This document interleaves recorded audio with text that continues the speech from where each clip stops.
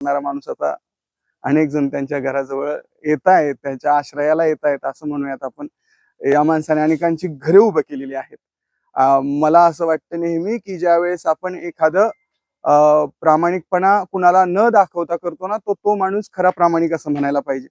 समजा एखाद्याच्या समोर जर मी प्रामाणिक वागत असेल तर मी तो माझ्या अंगाला चिटकलेला तो खोटा प्रामाणिकपणा आहे.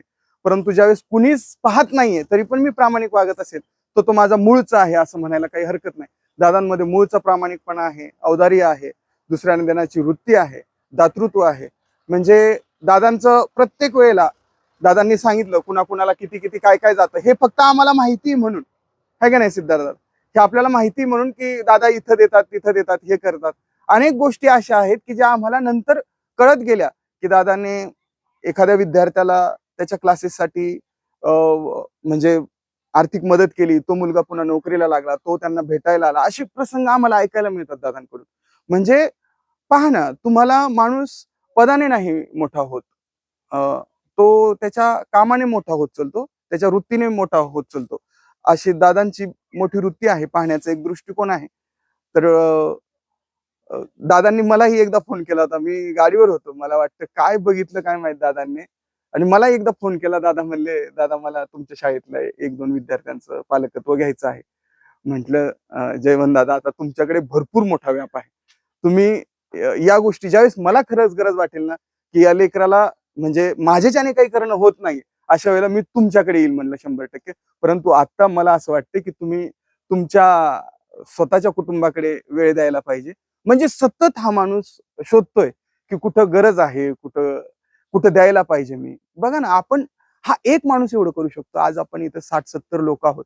प्रत्येकाने असे 3-4 लोकांना जर पुढे आणण्याचा प्रयत्न केला, तर मला नाही वाटत की माणसाला चुकीच्या मार्गाने काहीतरी कमवायचा हे होईल म्हणून, पर्याय उरेल म्हणून. म्हणजे माणसाला शिकून माणूस मोठा होत नाही. माणसाच्या जगण्याकडे बघूनच माणूस जगायला शिकतो. ह्या माणसाच्या जगण्याकडे बघून आम्ही जगायला शिकतोय असं म्हणूयात. मी शेवटी बसताना एवढंच म्हणेल की असं म्हणतात की बाबा तुमचा जो आदर्श आहे त्याच्यासारखा दिसण्याचा अनेक जण प्रयत्न करतात. म्हणजे मला बाबा एखादा माझा आदर्श आहे. समजा मला अब्दुल कलामांसारखं दिसायचंय, मला यांच्यासारखं दिसायचंय, मला त्यांच्यासारखं दिसायचंय. एखाद्या हिरो सारखं दिसायचं, एखाद्याचा आदर्श असेल. पण माझ्या मते तुमचा जो आदर्श आहे त्याच्यासारखं दिसण्यापेक्षा तो कसा बघतोय हे बघण्याचा प्रयत्न करा. त्यांची दृष्टी घ्या की तो कसा बघतोय. ते दादा समाजाकडे कसं बघतायत ना, हे जर मी बघायला शिकलो तर मग मी म्हणायचो मी त्यांच्या सहवासात काहीतरी शिकलो आहे. त्यांची नजर आपल्याला घेता आली पाहिजे, दृष्टिकोन घेता आला पाहिजे, त्यांची वृत्ती घेता आली पाहिजे. आज त्यांच्या या वास्तुशांतीच्या म्हणजे गृहप्रवेशाच्या दिनी आपण सर्वजण इथं जमलेलो आहात आणि मला खरंच आनंद होतोय खूप जास्त की तुम्ही सगळे मंडळी दादांशी जोडलेले आहात. आम्ही दादाच म्हणतो जयवंत दादांना. तुम्ही सगळे मंडळी असे जोडलेले आहात. काल संध्याकाळी सुद्धा 10-12 जण होते इथं स्वागतासाठी. आम्हाला 10:30-11 वाजले फार. त्यावेळेला सुद्धा आत्ताही मागे आम्ही जिंतूरला गेलो होतो त्या ठिकाणी सुद्धा म्हणजे दादानी जी जोडलेली लोक आहेत ना, ती एकदम मनाच्या धाग्याने आहेत, ती तुटत नाहीत. ती अगदी माणूस गेल्यानंतर सुद्धा तुटत नाहीत. अनेकांची काय होतात, अनेकांची कामं जी आहेत ना, ती त्यांच्यासोबत सती जातात असं म्हणतात. अनेकांची कामं जी आहेत, ती त्यांच्यासोबतच सती जातात. म्हणजे ते गेले, की त्यांची कामंही गेली. पण अनेकांची कामं अशी असतात, की जे त्यांना पुरून सुद्धा मागं उरतात. असे अनेक लोक आहेत, असे अनेक लोक आहेत. आणि दादांना ह्या रिटायरमेंटमध्ये, ह्या दुसऱ्या इनिंगमध्ये चांगलं आयुष्य लाभो, चांगलं आरोग्य लाभो, भरभराट हो. संतती तर म्हणजे आम्हाला आदर्श असं आमच्या पालक म्हणून आम्हाला एक आदर्श आमचे पाल्य कसे असले पाहिजेत, आम्ही दादांच्या दोन्ही मुलांकडे पाहतो.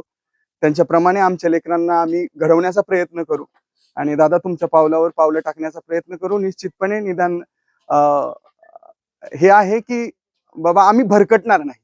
निदान तुमच्या मागे जरी नाही येता आलं तर आम्ही भरकटणार नाही. असं काही होऊ देणार नाहीत की ज्याच्याने तुम्हाला वाईट वाटेल की हा माणूस आपल्या सहवासात आला, परंतु ह्या माणसाकडून हे घडलं कसं, हे आमच्याकडून घडू नये.